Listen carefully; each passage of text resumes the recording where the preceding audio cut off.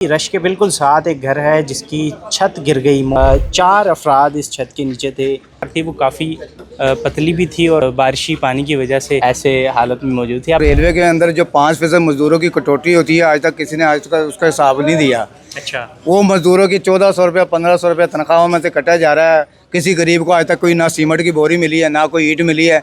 अफसरों के घर में आर्डर होते हैं, सीमेंट भेज दो, ईंट भेज दो, वहाँ चली जाती है। देखा जाए, जब एक रेलवे की सैलरी में से पैसे कट रहे हैं, अगर उसको क्वार्टर पर उसको लगाना फर्ज बनता है कि नहीं बनता, लेकिन इन अफसरों ने कोई गौर फिक्र नहीं किया है कि मजदूर हम मरे, जो मर्जी जिए, ये इनके पास डाल दो, हमारे पास कोई कार्रवाई ना होए। घर की मरम्मत की मद में लेते हैं। वो हमारी तनख्वाह की लिमिट में कटता है और हमारे घर की जो मरम्मत होती है उसके लिए देना चाहिए, लेकिन उसका आज तक कभी किसी ने हिसाब ही नहीं दिया है कि किस गरीब के घर केड़ी सीमेंट गई है, किस घर के घर कोई ईंट गई है। वाकया क्या पेश आया है, किस वक्त था, क्या ज़िली इंतज़ामिया ने यहाँ पर कोई ऑपरेशन नहीं किया था? बिस्मिल्लाहिर्रहमानिर्रहीम। मेरे अकब में जो आपको रश नज़र आ रहा है, उसी रश के बिल्कुल साथ एक घर है जिसकी छत गिर गई। मानसून का मौसम है, बारिशों का स्पेल जारी है, 6 रोज़ से लगातार बारिशें हैं। उसके बाद ये बोसीदा छत जो कि गिर चुकी टीआर की छत थी। अगर मेरे साथ आप चलें तो आपको मैं दिखाऊं, पीछे रश लगा हुआ है। इस वाक़े के बारे में बताऊं तो सुबह के औकात में ये वाक़या पेश आया और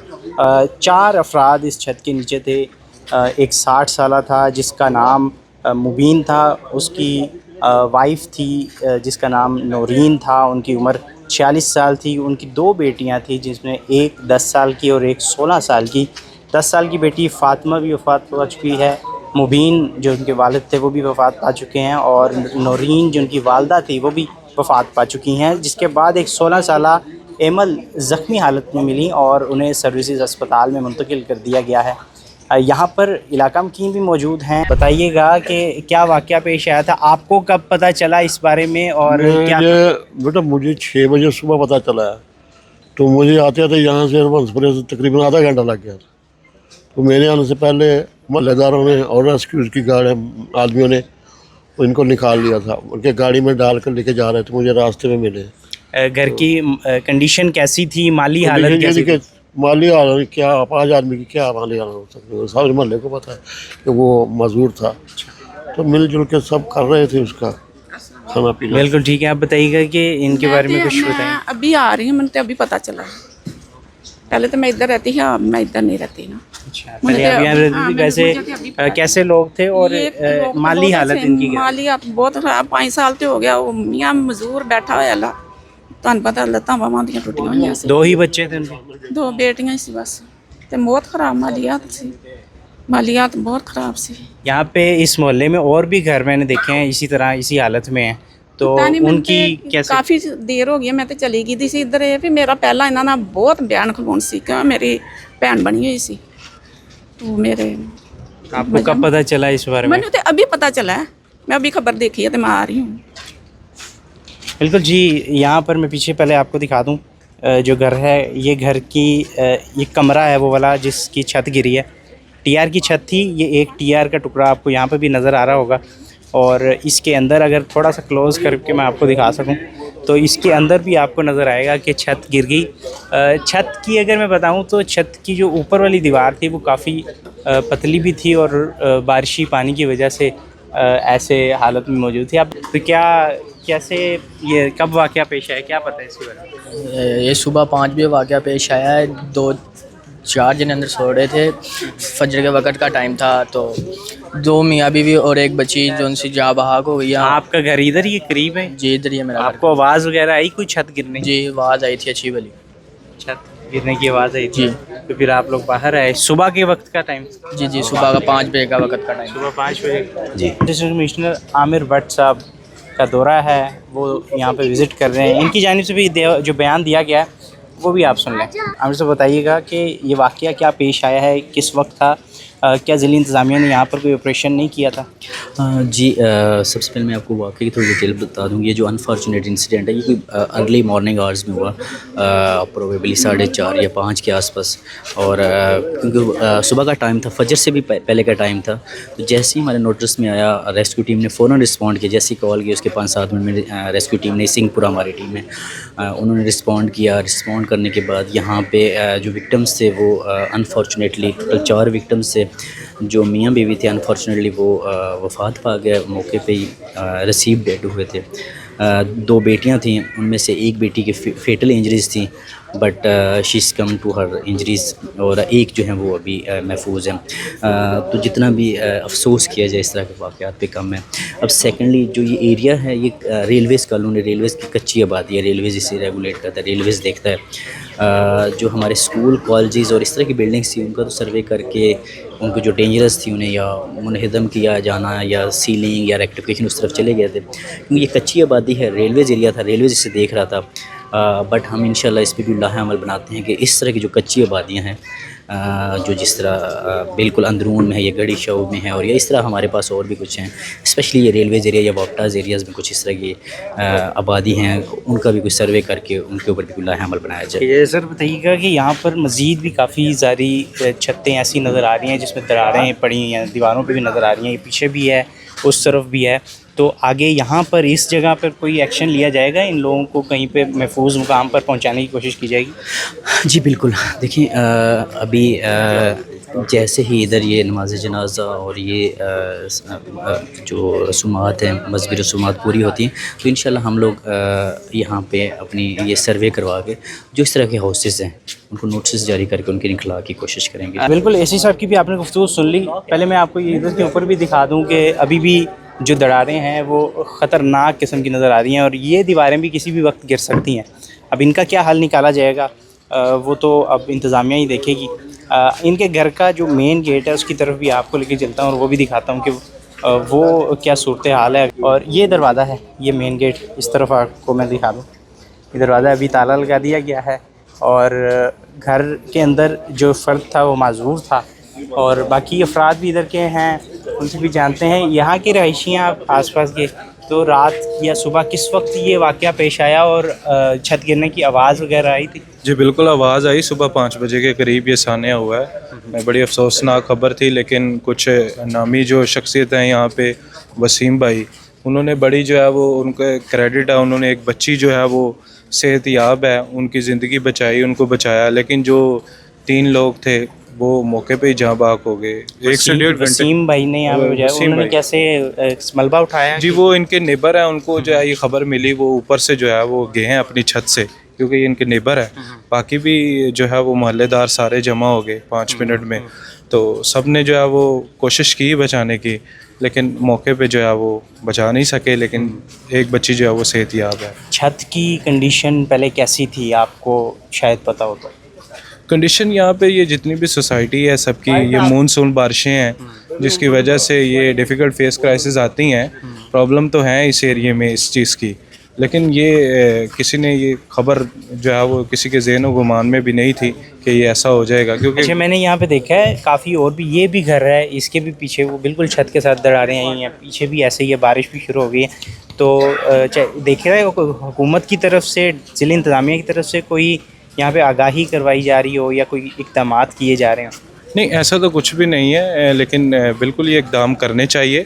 अभी भी कुछ जिस तरह की ये बारिशें हैं यहाँ पे, जितनी भी सोसाइटी हैं वो सब मुश्किलात का जो है वो मुश्किलात में है, और आगे भी ये चांसेस बन सकते हैं। इन चीज़ों को जो है वो अच्छे इक़दाम उठाने चाहिए, रेलवे को भी, गवर्नमेंट की तरफ से भी ये मामलात होने चाहिए, क्योंकि ये जो शख्सियत गई है इस इलाके की, ये जो है समाजी कारकुन थे इस इलाके के, और इलाके के साथ बड़ा तावन था इनका, इनको कट जोड़ रखने का जो है वो सारा सिलसिला इन्हीं के था। और ये पूरा इलाका जो है वो बहुत ज़्यादा जो है अफसुर्दा है इनकी मौत पे, क्योंकि ये सब इनके साथ बड़े अच्छे रिलेशन थे। क्या काम करते थे वैसे ये? अभी तो माजूर थे मेरे, फालिज वगैरह क्या? जी ये 2 से 3 दफ़ा इनका एक्सीडेंट हुआ है, तो लेकिन ये मैंने बताया समाजी कारकुन थे नून लीग के, और उसके अलावा भी जो है ये आरजे थे, और बहुत सारे डिफरेंट काम थे इनके, लोगों की रहनुमाई करना इनका काम था। और अगर रात है तो वो नहीं देखते थे, वो दिन समझ के लोगों की जो है वो हक में निकल पड़ते थे। बड़ी अच्छी शख्सियत थी, तो बहुत ज़्यादा ये अफसोसनाक हमारे लिए ख़बर है। इस वाक़े में आप कितना किरदार समझते हैं कि इस वाक़े के ज़िम्मेदार का गवर्नमेंट है? कितना किरदार आप गवर्नमेंट का समझते हैं कि गवर्नमेंट ने इक़दामात नहीं किए? देखिए, गवर्नमेंट की तरफ से मैंने आपको बताया कि दाम अच्छे ही होने चाहिए। पूरे ये तमाम एरिया, ये पूरी सोसाइटी, ये कच्ची आबादी कहलाती है। तो ये तमाम इसके लिए इनको सोचना चाहिए, इनकी बेहतरी की तरफ आना चाहिए कि इस तरह के हादसे, इस तरह के सानिया होने से इनको रोका जा सकते है। जी बिल्कुल ठीक है। बहुत शुक्रिया। सर आप भी इधर के हैं, इसी इलाके के हैं, इसी बताइएगा आप भी क्या आपने क्या सुना जब आपने किस वक्त आपको खबर? हमें तो पता नहीं लगा, हम सो रहे थे। इनके हमसाओं को पता लगा 5 बजे, इनके सामने एक लड़का रहता है, वो ड्यूटी पर से आया तो उसे पता लगा वो जो लड़की बची हुई थी वो हेल्प के लिए पुकार रही थी। तो बिल्कुल साथ वाले जो हैं इन्होंने छत के ऊपर से जाके लड़के ने अंदर से कुंडी खोली, तो फिर सारे मोहल्लेदार जो है ना उसकी हेल्प के लिए पहुंचे। यहाँ से चले गए।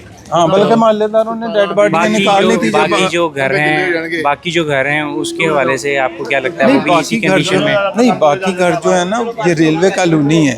ये रेलवे कॉलोनी का जहाँ एक ब्लॉक खत्म होता है उसके साथ ये एक ऐसे झुग्गी बनाई हुई है। अच्छा। हाँ, इसी तरह हर ब्लॉक के साथ जिसको जहाँ जगह मिली उसने छोटी छोटी झुग्गियाँ बनाई हुई। टेढ़ी दीवारें हैं, कोई किसी में दरारें हैं, इसी तरह है। अच्छा, पुलिस की जानिब से भी यहाँ पे लोगों को हटाया जा रहा है, उसकी भी वजह ये है उसकी वजह ये है कि यहाँ पर जो दीवारें हैं ना इस घर की, उसमें क्रैक काफ़ी ज़्यादा आ गए हैं और किसी भी वक्त वो भी ऊपर से गिर सकती है। आप बताइएगा, आप भी इधर की रहायशी हैं? अरे हमारे ये माशाल्लाह रेलवे के क्वार्टर रहेंगे, लेकिन मैं डीएस साहब से अपील करता हूँ कि जो रेलवे के अंदर जो 5% मज़दूरों की कटौती होती है, आज तक किसी ने आज तक उसका हिसाब नहीं दिया। अच्छा। वो मज़दूरों की 1400 रुपया 1500 रुपया तनख्वाहों में से कटा जा रहा है। किसी गरीब को आज तक कोई ना सीमेंट की बोरी मिली है, ना कोई ईंट मिली है।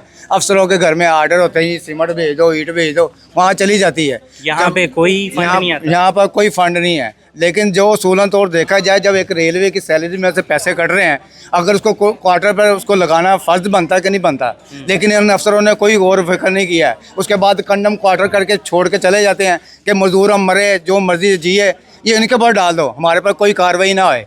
लेकिन मैं डीएस साहब से यही अपील करता हूँ, मिनिस्टर साहब से, मरियम नवाज साहब से, कि जो रेल का पैसा है जो मजदूर की तनख्वाह में से कट रहा है, कम से कम उसका तो उसका हक मिलना चाहिए ना। कितने पैसे कटते हैं आपकी तनख्वाह में से?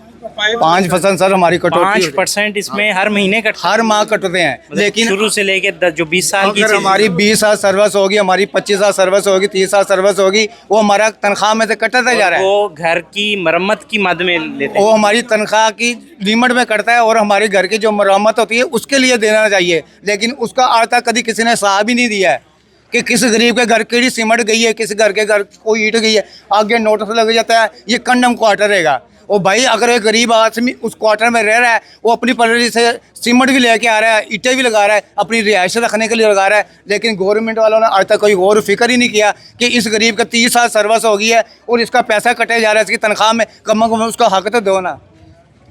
मैं ये सर मरियम नवाज से, डीएस साहब से और हनीफ अब्बासी साहब से। आपका घर भी यहाँ पे? जी सर, मेरा भी रेलवे का क्वार्टर है।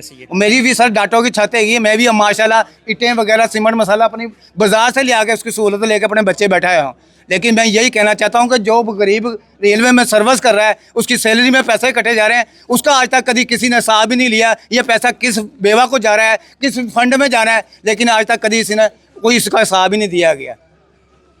बिल्कुल जी, एक बड़ा सवाल है इस शहरी की तरफ से। उनका कहना है कि 5% कटौती की जाती है तनख्वाह में से, जितने भी रेलवे के मुलाजमीन हैं, मज़दूर तबका भी है, और इसकी वजह ये होती है कि वो जो मज़दूर तबके हैं उन गरीब आवाम की मदद की जाए, उनके घरों के अंदर जो मरम्मत है वो करवाई जाए, उनके लिए कुछ ना कुछ किया जाए। लेकिन इस तरह का कोई फ़लाह का काम नहीं किया जा रहा। किसी भी घर में इनकी जानिब से बताया गया है कि किसी भी मुलाजिम को कोई पैसे नहीं दिए जाते, कोई फ़ंड नहीं दिया जाता।